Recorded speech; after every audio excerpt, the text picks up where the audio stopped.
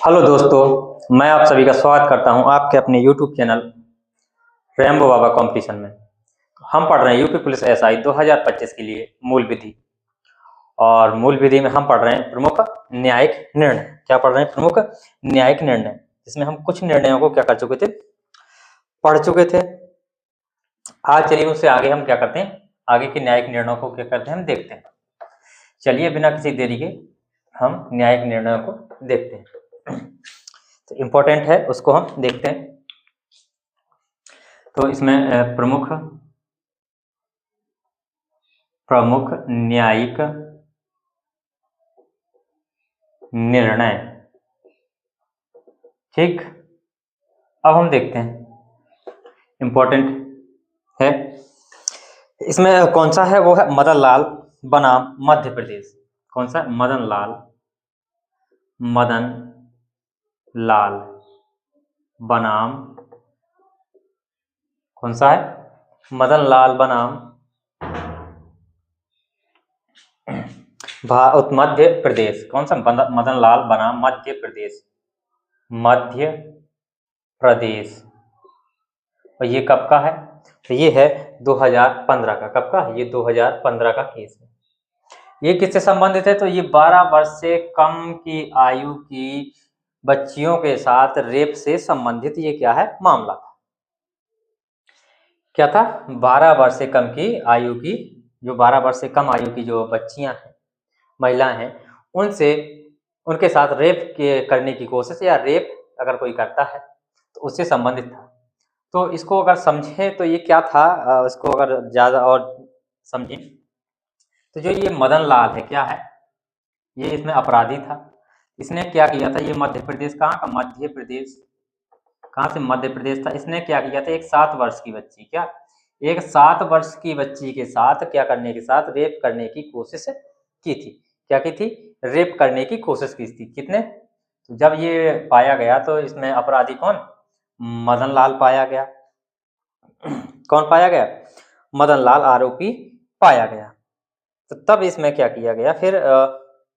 इसमें इन्होंने क्या किया कि जो न्यायालय था, जो जिला स्तरीय पे छोटा था, या उनके पास जो मजिस्ट्रेट साहब होते हैं उनके पास पहुंचे, तो इन्होंने क्या किया कि इसके साथ में क्या कर लिया था? वो क्या कहते हैं, समझौता कर लिया था। क्या कर लिया? समझौता।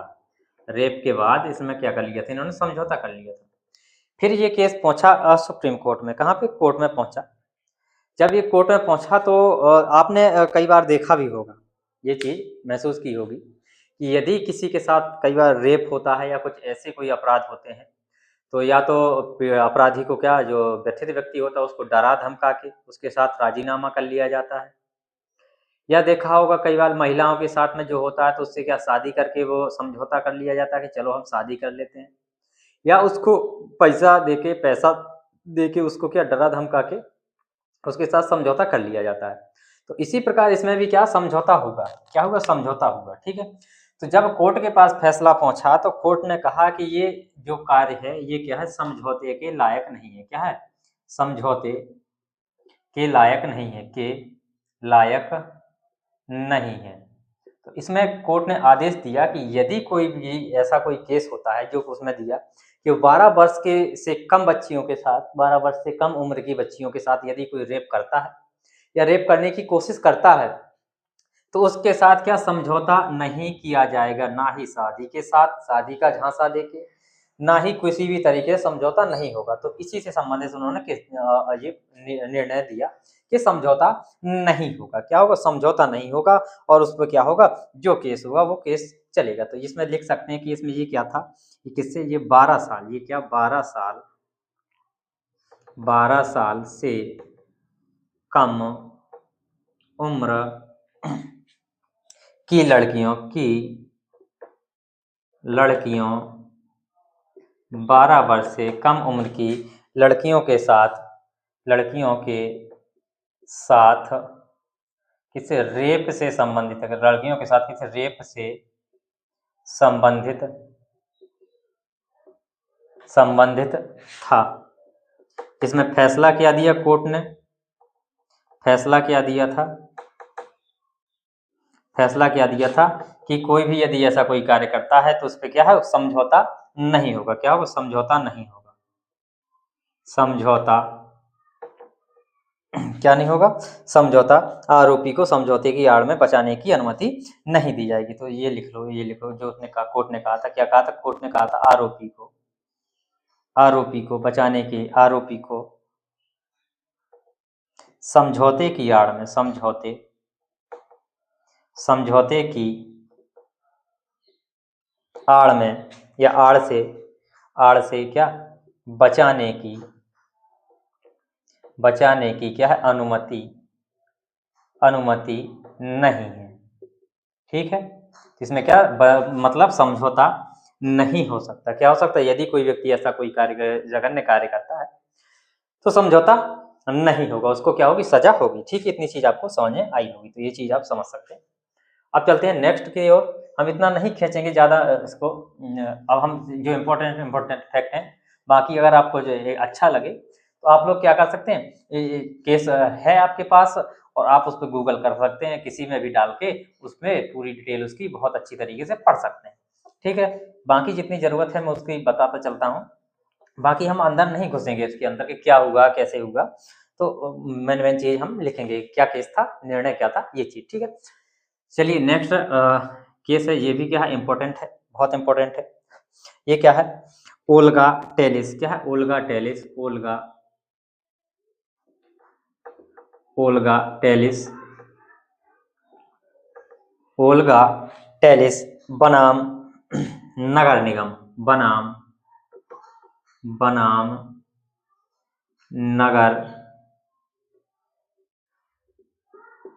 नगर निगम।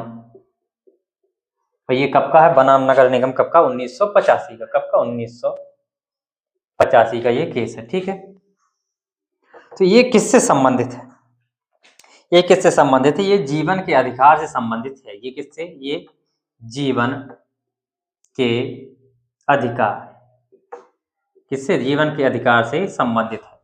और जीवन का अधिकार किस आर्टिकल में है, तो आर्टिकल कहेंगे आर्टिकल 21।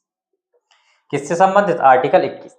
अब ये क्या था, इसमें क्या हुआ कि इसमें ये कहां से संबंधित है, तो ये केस जो है महाराष्ट्र, कहाँ, महाराष्ट्र जो महाराष्ट्र सरकार है, महाराष्ट्र सरकार या महाराष्ट्र के मुंबई से संबंधित। कहाँ, मुंबई, जो पहले क्या था, बॉम्बे था, अब मुंबई हो गया, तो वहां से संबंधित था। तो वहां पे क्या हुआ कि वहां पे जो हुआ कि 1981 में, कब, 1981 में क्या हुआ कि जो महाराष्ट्र सरकार, क्या है, महाराष्ट्र सरकार है, और कौन, मुंबई जो म्युनिसिपल कॉर्पोरेशन, कौन, Mumbai municipal corporation, M, Mumbai C municipal corporation. तो इन्होंने क्या, यहाँ पे पहले क्या था, बी था, बॉम्बे था, बीएमसी, क्या था, बीएमसी। तो इनने क्या किया, जो वहां पे क्या थे, जो फुटपाथ पे लोग सोते थे, क्या करते थे, जो लोग फुटपाथ पर सोते थे, जो झुग्गी झोपड़ियों में रहते थे, क्या थे, जो झुग्गी झोपड़ियों में रह रहे थे, निवास कर रहे थे फुटपाथ पर, और झुग्गी झोपड़ियों में रहने वाले लोगों को क्या किया था, उन्होंने यहाँ से मुंबई से निकालकर, उनको जो झुग्गी झोपड़ियां थी उनको तोड़कर उनको निकाल के बाहर करने का उनको प्लान बनाया कि महाराष्ट्र सरकार ने और मुंबई म्युनिसिपल कॉर्पोरेशन ने। ठीक है, उन्होंने क्या किया कि जो महाराष्ट्र, जो वहाँ के फुटपाथ पर सोने वाले लोग हैं, उनको शहर से बाहर भेजने का फैसला लिया। इसमें क्या किया, इसमें जो महाराष्ट्र सरकार थी, तो इसने, महाराष्ट्र सरकार ने क्या किया, क्या मतलब अपना तर्क दिया। तो उनका तर्क सुनिए, क्या था कि उनका तर्क ये था कि यहाँ पे जो लोग रह रहे हैं, ये जो क्या है, ये जो सार्वजनिक स्थानों पर जो लोग क्या कहें, रह रहे हैं, वो क्या कर रहे हैं, यहाँ पर अतिक्रमण कर रहे हैं। क्या कर रहे हैं, यहाँ पर अतिक्रमण कर रहे हैं। क्या कर रहे हैं, अतिक्रमण कर रहे हैं। इससे क्या हो रही है, शहर की जो व्यवस्था है वो खराब हो रही है। क्या, जो शहर की व्यवस्था खराब हो रही है। तो जो ओल्गा टेलिस हैं, कौन है, जो ओल्गा टेलिस हैं, इतना उनके जो मुंबई ने, महाराष्ट्र सरकार ने कहा, तो उसी बात को लेकर किसने, जो ओल्गा टेलिस थे, ये कौन थे, ये क्या थे, ये पत्रकार थे। ये क्या, पत्रकार। इन्होंने क्या किया, एससी को क्या कर दी, सुप्रीम कोर्ट को क्या कर दी, चुनौती दे दी। क्या कर दी, चुनौती दी। अब इन्होंने क्या कहा, इन्होंने क्या कह दिया कि भैया यदि जब किसी व्यक्ति को वहां से निकाल दिया जा रहा है, जो रह रहा है वहां पे, तो वहां पे उनकी आजीविका भी है, वो अपनी आजीविका के पास में रह रहे हैं ताकि उनको ज्यादा दूर ना जाना पड़े, ठीक है, और तो उनका जीवन का अधिकार है। तो उन्होंने क्या कहा, अब जब वहां से भगाया जाएगा तो उनको जो आजीविका है वो भी नष्ट हो जाएगी। मान लो इस जगह पर वो रह रहे हैं और यहाँ पर उनका काम है, आजीविका है, यहाँ पे रह रहे हैं, तो यहाँ से अपना का आजीविका चला रहे हैं। अब यहाँ से उठा के मान लो उनको यहाँ फेंक दिया, अब वहां से यहाँ आएंगे नहीं, तो इनकी क्या जो आजीविका है, आजीविका, यही कहा कोर्ट ने, जो आजीविका है वो क्या खत्म हो गई। जब उनके लिए खाने के लिए नहीं रहेगा तो वो क्या होगा, भूख से मर जाएगा। किससे, भूख से मर जाएगा। अब भूख से मर जाएगा तो क्या है, ये किस में जुड़ जुड़ जाएगा, ये फिर जीवन के अधिकार में जुड़ जाएगा।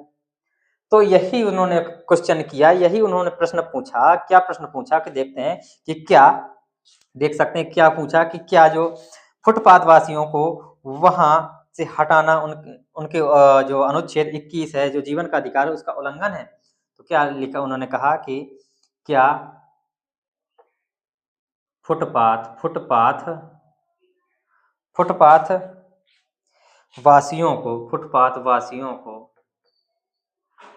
जो झुग्गी झोपड़ियों वासियों को वहां से हटाना आर्टिकल 21 जो किससे संबंधित है, जीवन का अधिकार। किससे, जीवन के अधिकार, जीवन का अधिकार से संबंधित है। तो आर्टिकल 21 का क्या उल्लंघन है। दूसरा तर्क उनका, दूसरा उन्होंने क्या किया, दूसरा क्वेश्चन क्या किया, दूसरा क्या कि क्या जीवन के अधिकार में आजीविका का अधिकार शामिल है। क्या कहा कि क्या जीवन के अधिकार में, किसमें, जीवन के अधिकार में, जीवन के अधिकार में आजीविका का अधिकार शामिल है। आजीविका का अधिकार क्या शामिल है। तीसरा उन्होंने क्या कहा, तीसरा उन्होंने ये प्रश्न किया कि क्या नगर निगम बिना किसी को पूर्व नोटिस दिए उनको भगा सकती है, उनको भगाने का अधिकार है। तो यही कहा उन्होंने, क्या नगर निगम बिना किसी पूर्व नोटिस के, बिना किसी पूर्व नोटिस के, बिना किसी पूर्व नोटिस के किसी व्यक्ति को,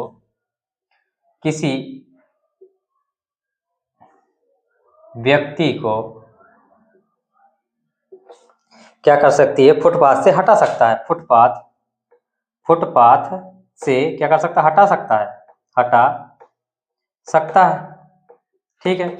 ये उन्होंने प्रश्न किए। तो जब कोर्ट ने देखा तो कोर्ट ने क्या कहा कि हाँ बिल्कुल, जो कोर्ट ने क्या कहा, जो कहा, कोर्ट ने निर्णय दिया कि हाँ जो जीवन का अधिकार है, अब जीवन का अधिकार जीने के लिए क्या है, उसको खाना जरूरी है, भोजन जरूरी है कि नहीं जरूरी है। जब जीने के लिए भोजन जरूरी है तो जो आजीविका का अधिकार है वो क्या हो गया, जीवन का अधिकार है। तो कहा जो जीवन का अधिकार है वो आजीविका का, जो आजीविका के जीविका का अधिकार वो क्या है, जीवन के अधिकार के अंतर्गत ही आता है। क्या आजीविका के अधिकार किसके, जीवन के अधिकार के अंतर्गत आता है। तो बिल्कुल कहा, बिल्कुल सही बात है, बिल्कुल आता है, मानते हैं बात तुम्हारी। तो फिर क्या किया, क्या ये चीज, तो उन्हें ये कहा बिल्कुल जो आर्टिकल ये हटाना क्या बिल्कुल उल्लंघन है, बिल्कुल उल्लंघन है। और तीसरा कहा कि हाँ बिना किसी पूर्व नोटिस के उनको नहीं हटाया जा सकता, तो ये भी क्या बिल्कुल गलत है। तो उन्होंने कहा कि नहीं, ऐसा नहीं होगा, जीवन का अधिकार है, उन्हें नहीं हटाया जाएगा। और हटाया जाएगा तो उनको पहले क्या किया जाएगा, नोटिस दिया जाएगा। और नोटिस देने के बाद क्या करना होगा, उनको रहने की व्यवस्था पहले करनी होगी कि यहाँ से कहाँ पर, अगर उनकी हटाया जा रहा है तो उनकी रहने की व्यवस्था कहाँ पे है, तो ये सब कर लिया जाएगा, तब जाके क्या होगा, ये सब चीजें होंगी। तो इतनी चीजें आपको नोट करनी है। तो ये झुग्गी झोपड़ियों से इससे संबंधित ये था, तो आप इसको नोट कर सकते हैं, देख सकते हैं कि जब भी यदि अब इसी को क्या है, ये क्या मील का पत्थर भी साबित हुआ झुग्गी झोपड़ी में रहने वालों को। तो अब अगर कुछ होता है तो इसी का क्या, इसी को आधार बनाया जाता है और इसी के अनुसार क्या फैसला सुनाया जाता है। अब क्या है कि यदि कहीं पर भी यदि कोई व्यक्ति झुग्गी झोपड़ी डाल के रह रहा है और अपनी आजीविका कमा रहा है, तो क्या होगा कि उसको पे आके हटाने से पहले क्या करना होगा, नोटिस देना होगा और उसके रहने की क्या करनी होगी, व्यवस्था करनी होगी। ठीक है, तो इतनी चीज आपको समझ में आई, तो इतनी चीज नोट कर सकते हैं, फिर हम आगे चलते हैं।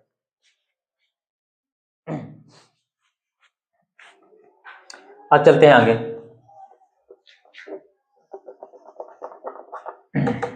बहुत इंपॉर्टेंट होते हैं और बहुत मजा आता है इनको पढ़ने में।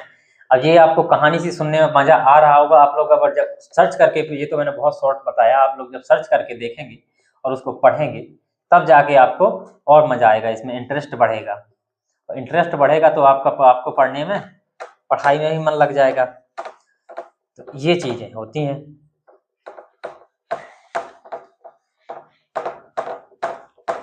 अब चलिए देखते हैं नेक्स्ट, अगला देखते हैं। अगला क्या है, एक और संबंधित है, अच्छा है वो भी थोड़ा समझते हैं। तो अगला क्या है, ये है PUDR। क्या है PUDR? PUDR बनाम भारत संघ। भारत संघ 1982 का ये केस है। अब PUDR का मतलब क्या है, PUDR का पहले मतलब लिख लो। PUDR का क्या है,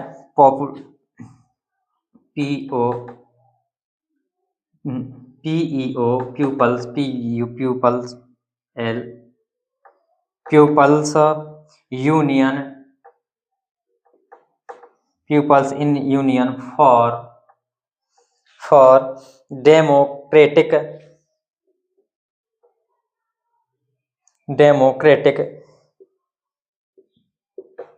democratic rights।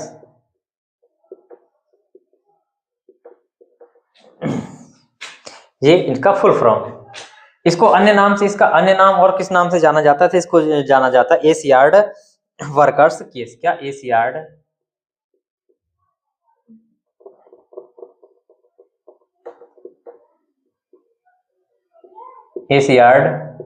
वर्कर्स केस के नाम से भी इसको जाना जाता है। अब ये केस क्या है, तो ये क्या है, मजदूरों की न्यूनतम मजदूरी से लेकर है। क्या? मजदूरों की न्यूनतम मजदूरी को लेकर। और किससे संबंधित है?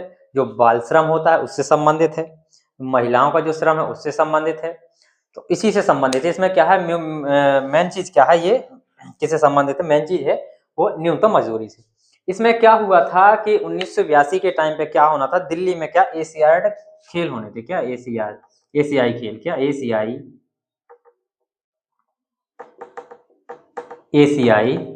खेल, एशियाई खेल होने थे। क्या होने थे? एशियाई खेल होने थे, जिसके लिए क्या बनाया, दिल्ली में बहुत सारे स्टेडियम, फ्लाईओवर, इन सब चीजों को बनाया जा रहा था। अब दिल्ली में जब स्टेडियम और फ्लाईओवर बनाए जा रहे थे तो उसमें क्या किया था, बहुत सारे लोगों को मजदूरी पर लगाया गया था। अब उसमें ये नहीं देखा गया था कि जो व्यक्ति है, जो पुरुष है, जो महिला है, तो पुरुष को भी लगाया गया था, महिला को भी लगाया गया था, और जो बच्चे हैं जो बाल श्रम में आते हैं उनको भी लगाया गया था, उनको भी क्या किया गया था, उसमें लगा लिया गया था बिना किसी सोचे समझे।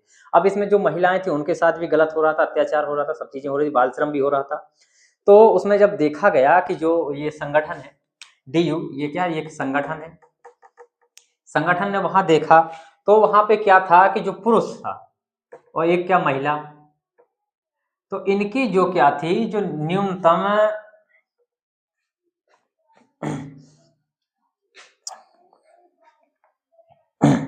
जो मजदूरी थी, क्या थी, जो न्यूनतम मजदूरी, वो क्या थी, अलग अलग थी, अलग अलग थी। इनकी क्या ज्यादा थी और महिलाओं की क्या थी, कम थी। क्या थी? कम थी। अब इसमें क्या, कुछ लोगों को जबरदस्ती भी लगाया गया था। क्या गया था? कुछ लोगों को जबरदस्ती से भी काम करवाया जा रहा था। तो कोर्ट ने, जब इन्होंने कोर्ट में केस किया, जो क्या किया, जनहित याचिका डाली, तो उसमें न्यायालय ने क्या कहा कोर्ट में, कि यदि किसी व्यक्ति को क्या, या एक तो क्या है, बाल श्रम हो रहा है तो वो भी क्या अपराध है।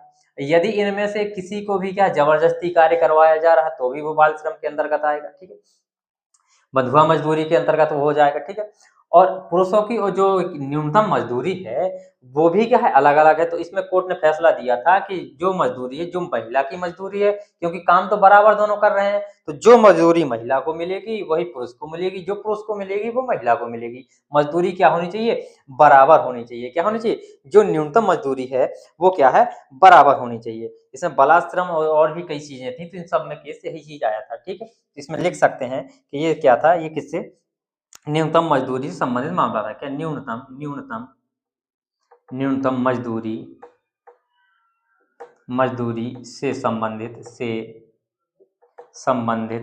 और ये कहाँ का, दिल्ली का है संबंधित। ये यहाँ कहाँ पे होने थे, दिल्ली में होने थे। ये कहाँ पे, दिल्ली में संबंधित मामला था। ठीक है, तो ये किससे संबंधित था, न्यूनतम मजदूरी से संबंधित था। जिसमें क्या क्या हो रहा था, जिसमें जबरन श्रम हो रहा था, बलात्श्रम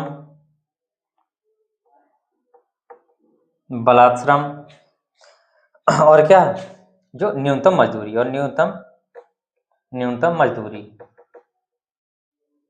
ये सब चीजें इसमें संबंधित। इसके उस पे केस पे कोर्ट ने फैसला दिया कि ऐसा नहीं होना चाहिए। ठीक है, बराबर मजदूरी होनी चाहिए। ठीक है, और ये सब चीजें भी नहीं होनी चाहिए। चलिए अब देखते हैं आगे। अब घुस ही जाते हैं इसमें, थोड़ा समझाने में अब कोशिश करेंगे कि ना ही घुसे इसमें, नहीं तो ऐसे तो बहुत दिन तक ये क्लास चलती रहेगी, क्योंकि हमको 50 से 60 केस पढ़ने हैं। तो अगर रोज के ऐसे में 3 ही 4 केस पढ़ पाते हैं तो 10 दिन तक क्लासें चलती रहेंगी, 10-20 दिन तक यही क्लासें चलती रहेंगी, 15 दिन तक। तो अगला देखते हैं मिनर्वा मिल्स बनाम भारत संघ। मिनर्वा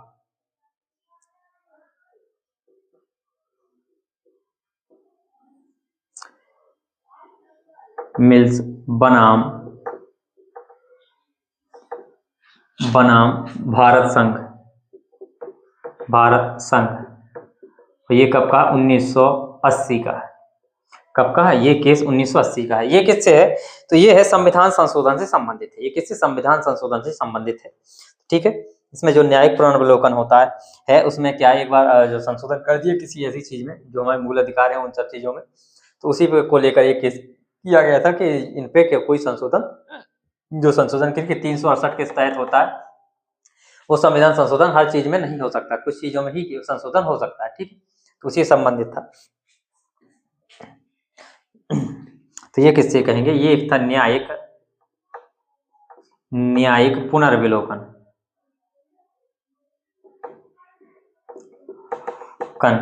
से संबंधित था।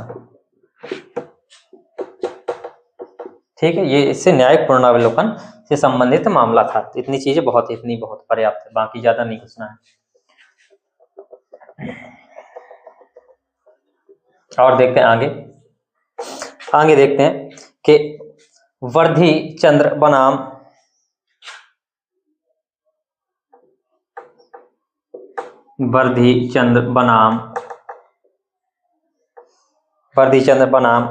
क्या,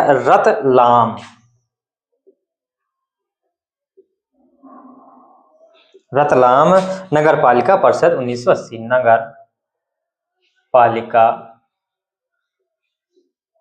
परिषद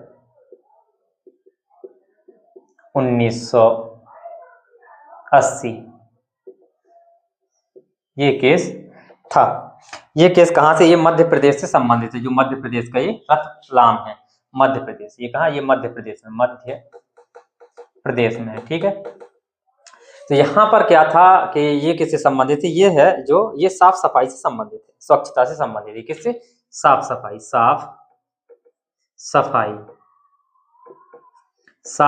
से क्या है, साफ सफाई कोष्ठक में स्वच्छता से क्या है, संबंधित है।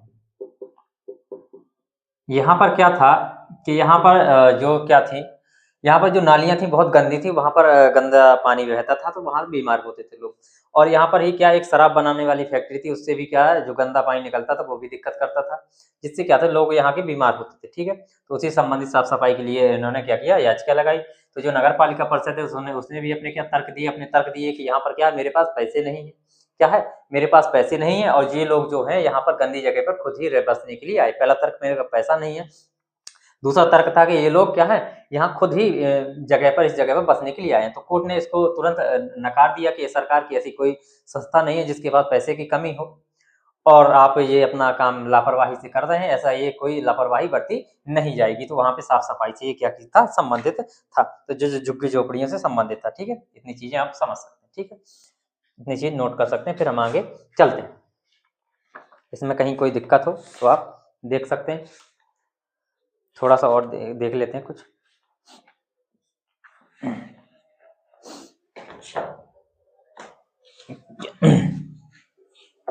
आगे केस चलते हैं। इतने समझना बहुत है, ज्यादा नहीं समझना। ठीक है, तो चलिए अब देखते हैं। इंपॉर्टेंट केस है, ये भी इंपॉर्टेंट है। ये कौन सा है? गौरव जैन बनाम भारत संघ। गौरव जैन बनाम भारत संघ, कब का? 1997 का। ठीक है, 1997 का ये केस है। ये किससे संबंधित है? तो ये वेश्याओं के जो बच्चे हैं, किससे? जो वेश्यावृत्ति से संबंधित है, जो वेश्यावृत्ति में लिप्त महिला है उनके बच्चों से संबंधित है। उन्होंने क्या किया कि जो वेश्यावृत्ति में जो लिप्त महिला हैं उन्होंने ये मांग की कि जो हम तो ये पीढ़ी हमारी तो गुजर रही है, लेकिन हमारे बच्चों की पीढ़ी ऐसी ना गुजरे, वो बच्चों को हमें सम्मान मिलना चाहिए, वो हमारे बच्चे भी क्या स्कूल में पढ़ सकें, समाज के साथ बैठ सकें, उठ सकें, वो उसके लिए संबंधित था। ठीक है, इतनी चीज आपको समझ में आई हो, इसलिए ये केस था। ठीक है, सोशल लाइफ से संबंधित था। ठीक है, वेश्याओं की बच्चों की सोशल लाइफ से ये कैसा संबंधित था। तो इसमें क्या था, इसमें लिख सकते हैं कि ये वेश्यावृत्ति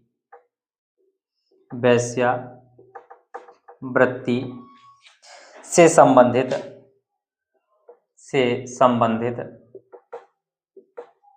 महिलाओं, वेश्यावृत्ति से संबंधित महिलाओं के बच्चों के अधिकारों से संबंधित मामला था। अधिकारों से संबंधित मामला।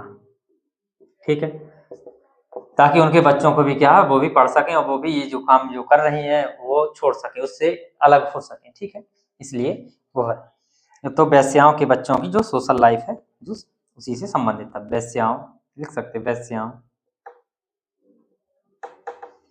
के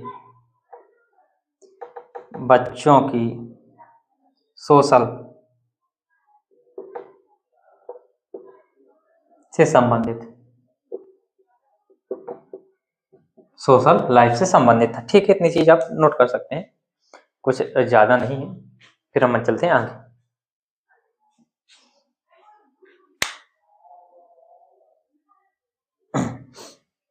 फिर इसके बाद एक भी आता है, और भी मजेदार केस आता है।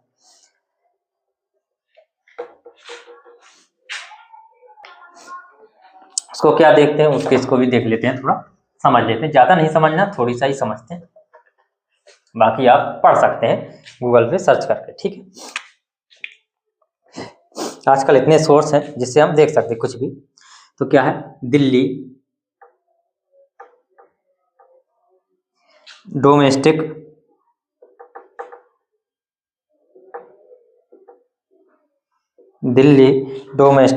वर्किंग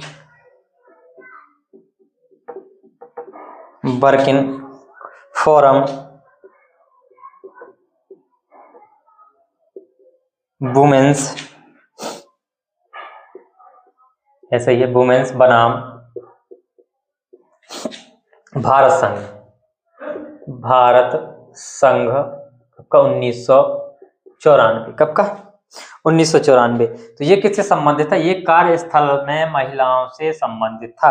क्या? जो कार्यस्थल में महिलाओं के जो शोषण से संबंधित था, काम करने के लिए जो महिलाएं जाती हैं, जो घरेलू काम के लिए क्या करती हैं महिलाएं जाती हैं, उसी से के शोषण से संबंधित था।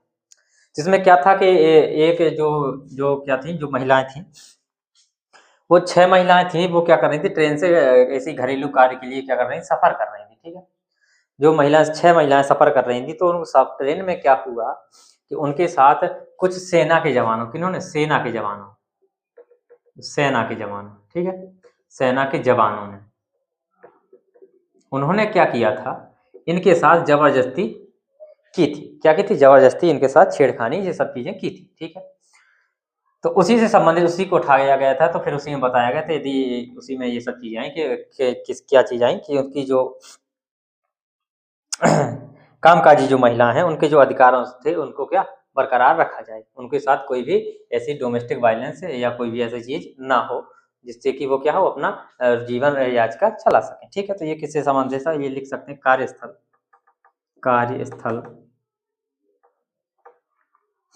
पर महिलाओं, कार्यस्थल पर महिलाओं के शोषण से संबंधित, कार्यस्थल पर महिलाओं के शोषण से संबंधित मामला। ठीक है, ये था ये मामला। इतनी चीजें आज हमने देखी इस क्लास में। बाकी के जो एक्ट हैं, जो केस हैं, बाद हैं, उनको क्या करेंगे हम नेक्स्ट क्लास में देखेंगे। तो थैंक यू दोस्तों। क्लास अच्छी लगी तो प्लीज लाइक से सब्सक्राइब जरूर करिएगा। मिलते हैं नेक्स्ट क्लास में। थैंक यू दोस्तों।